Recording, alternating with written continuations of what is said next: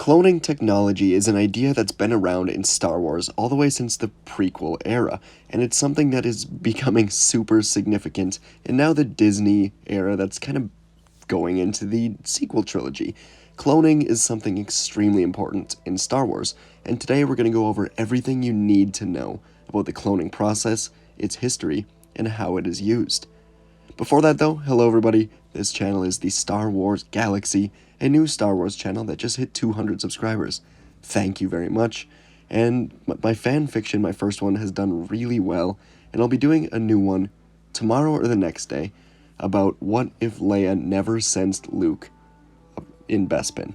I think it's going to be really good, at least I'm having fun with it so far, so stay tuned, so subscribe for that. Let's get back to today's video on cloning and the history of it. So, this is super interesting to me. Cloning is something that took place mainly on Kamino.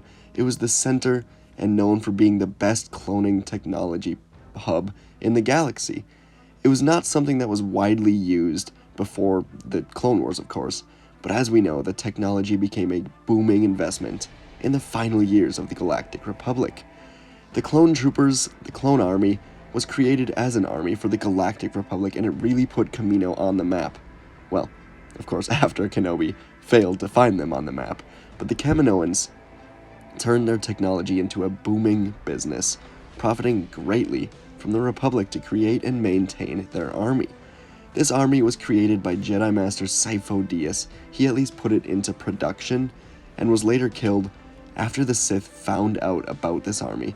But instead of the Sith destroying or disrupting an army for the Republic, they began devising their own plans, enhancing the clones, putting chips in the clones' brains, which, if you look into it a little bit, is just for them to follow orders, but of course, deep down, as we know, that's Order 66 in there. So, that was extremely important, and that's where things really took off. The Kaminoans weren't fully aware of Sifo Dyas' history, as we found out when Obi-Wan landed on Kamino in Attack of the Clones, and they questioned where he had been all this time. Obi-Wan told them he died, and then Obi-Wan was shown the army, and the Jedi desperately kind of took the army on, and from there, the rest is history. But this army was created from a strand of DNA directly from Jango Fett. One strand was able to create millions of clones, millions upon millions for this army. This was Jango Fett, a Mandalorian bounty hunter, and when creating the clones, the Kaminoans were so good at it that they were able to alter the DNA, which did have positive and negative side effects.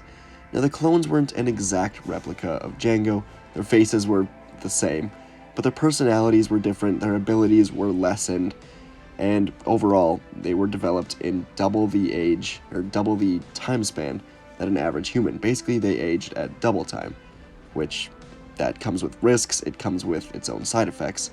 This, made them not as great as Jango, in a way.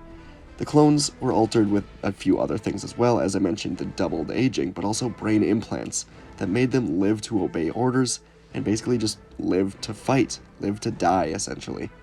The Clone War project was one that lasted the entire Galactic Clone Wars, and all of them were altered, basically, except one.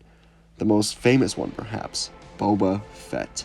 Jango wanted one clone, unaltered, and he wanted it as his son, to carry on the Fett bloodline, the Fett legacy, I should say. That was Boba Fett. And Fett's genetic record, Jango Fett, was considered a military asset. It was extremely important for the Galactic Republic, as this is what they were using to create their entire army. After Jango's death, the Jedi continued to insist on using his DNA, and it now had to be stretched and was deteriorating because he was long gone. They didn't want to start the process over, they wanted to continue, and this is, I think, largely why the clones really started developing their own personalities. The DNA was deteriorating, it was getting older, it was stretching, and clones were becoming their own people in a way. They even had some strange mutations, i.e. the Bad Batch, as we're seeing right now. The Clone Wars eventually, though, did come to an end, and eventually the cloning project was silenced. Palpatine wanted to go down the path of stormtroopers instead of clone troopers.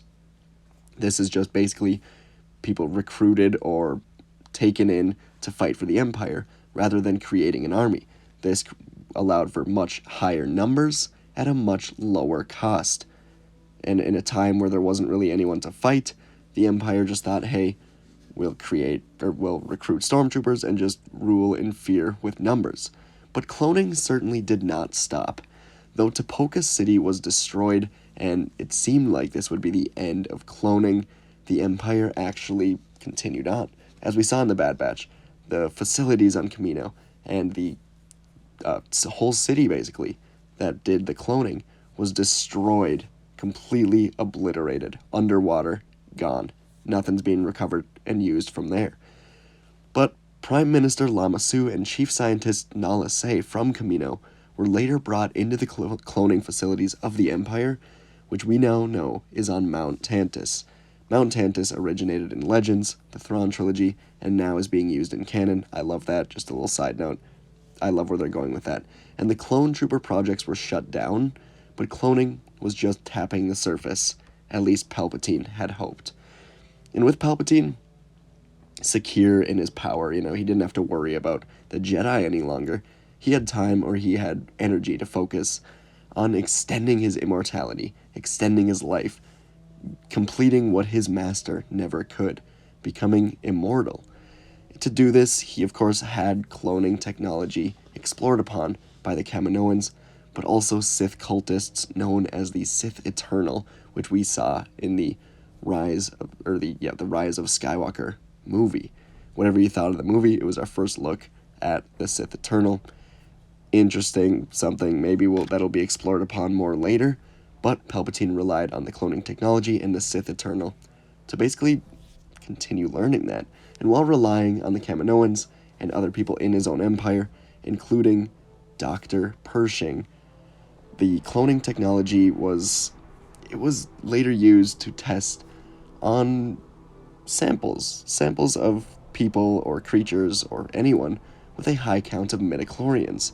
We see this very much in The Mandalorian, where one of the storylines of Season 1, Season 2, basically the whole show, is Grogu wanting to be captured, the Empire wanting to capture Grogu in order to test on him and to take samples of his blood, and in order to see can they create a nice vessel using his DNA for Palpatine. At least that's what we think was going on. We haven't had a clear answer to that, but really where else could it be going?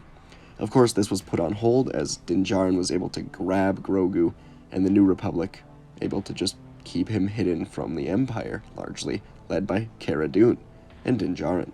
So that's where we were at that time. Of course, they're still looking for Grogu. We don't know where that's going with Moff Gideon. But later on, as cloning continued to develop, and Darth Sidious, Emperor Palpatine, whoever, continued to want to maintain immortality, he tried many different things. He tried cloning different bodies, creating new vessels for him to later on go into. And of course, this never really worked. He did create many vessels, but they just weren't to his liking. Some were not force sensitive, such as the sun he accidentally created, or some were really force sensitive, but just not what he was looking for. Snoke he did, of course, use to rule the First Order in canon now. So he had control, but Snoke did still have free will. I hope that's something that we get to learn about more, as we're obviously headed for that era.